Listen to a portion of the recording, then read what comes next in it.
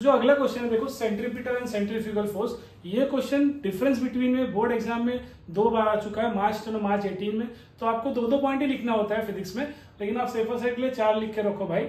और एक बार centripetal force जो फेब 24 में है, 2 मार्क के लिए शॉर्ट नोट में आ गया था कि right short note on centripetal force.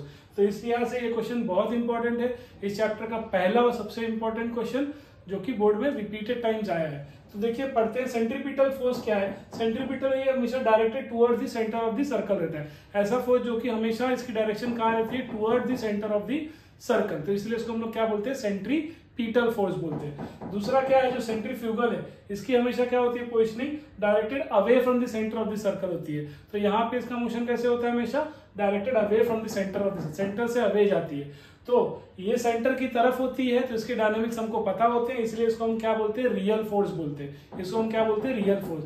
ये सेंटर से अवे होती है, इमेजिनरी होती है, इसलिए इसको सूडो फोर्स बोलते हैं।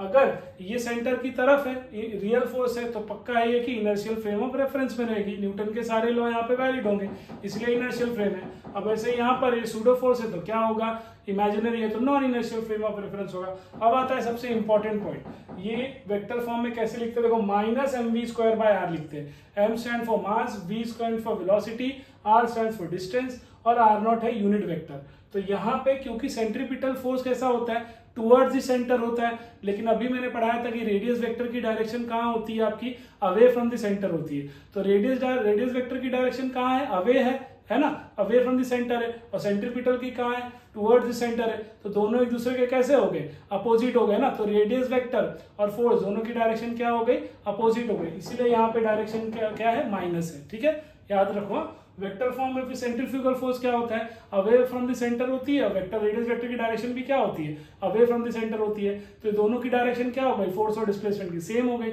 इसलिए यहाँ पे क्या होता है, प्लस होता है। यही सबसे इंपॉर्टेंट और डिफरेंशिएबल पॉइंट है। ठीक है, फॉर्मूला तो याद रखो, दोनों का mv²/r होता है मैग्नीट्यूड में। ठीक है, बात समझ में आया। इसमें न्यूमेरिकल भी आ सकता है, आपके 11th में ऑलरेडी आया था ये मोस्ट उसमें प्रोजेक्टाइल वाले में। ठीक है, तो लेकिन ये फॉर्मूला याद रखो।